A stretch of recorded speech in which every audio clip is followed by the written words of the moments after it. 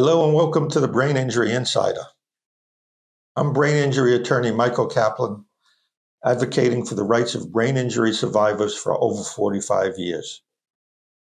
Today I would like to discuss the tragic Midtown Manhattan shooting which occurred on July 28th, in which the shooter, Shane Devon Tamora, a 27-year-old former high school football player, left a suicide note claiming he suffered from CTE, chronic traumatic encephalopathy, and blamed the NFL for concealing the dangers of football. He asked for his brain to be studied post-mortem. Tamora never played in the NFL.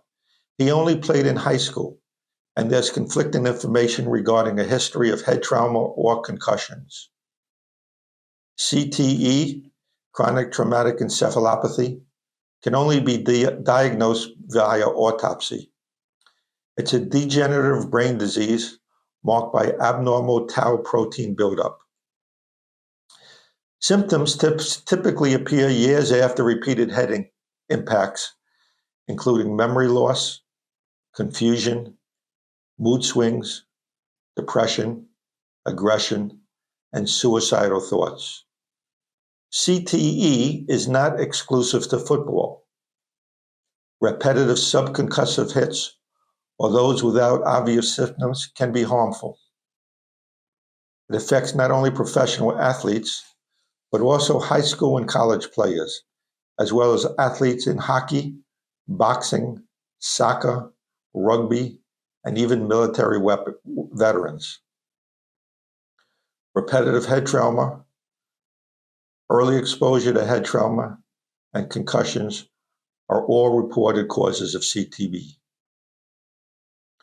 Concussions, or even repetitive head trauma, especially when not fully recovered, pose serious risks, even at amateur levels, and can contribute to the development of CTE. Athletes, coaches, parents, and officials need to be educated to recognize the symptoms of a concussion, including headaches, confusion, dizziness, sensitivity to light and sound, and emotional changes. If there's any suspicion of a concussion, as I say, when in doubt, keep them out, no matter the level or the sport. Slow, conservative return to play protocols must be enforced. Rest and medical clearance should be required before resuming athletic activity. My partner, Shana DeCaro, and I opposed the NFL settlement before the United States Court of Appeals and the United States Supreme Court. We showed the NFL settlement failed to compensate the vast majority of players who suffered the effects of repetitive head trauma. Discussing CTE on behalf of the Brain Injury Association of America, we informed the court the existing NFL concussion settlement placed an unfair deadline.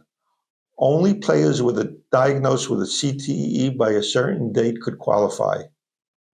That excluded many who developed symptoms later in life and were confirmed only after the cutoff date. Players who were posthumously diagnosed after the settlement could not take part and were left without support or compensation. This tragedy underscores the need to reconsider how eligibility criteria are structured, what support exists for later onset cases, and how funding must follow the science, not arbitrary time limits. We mourn all the victims of this shooting. Tamora's beliefs and the mental health crisis he endured highlight the unresolved trauma, isolation, and untreated symptoms that can spiral into tragedy. But whether or not he actually had CTE, this incident shines a harsh light on the broader consequences of repetitive head injuries across sports. We need to raise awareness about concussion risks across all levels of sports. We need to insist on conservative concussion protocols, sidelining athletes at the first sign of injury.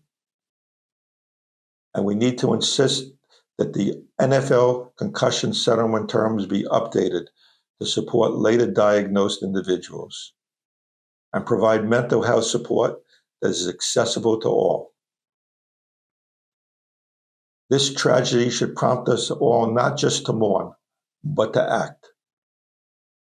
Protecting athletes means proactive safety, better science, and fair support for every person affected. If you want to change the conversation around brain injury, please share this information and consider subscribing. Thanks for joining me this week on the Brain Injury Insider. And please join me next week as we continue to uncover the hidden truths about brain injury and its impact on millions of lives.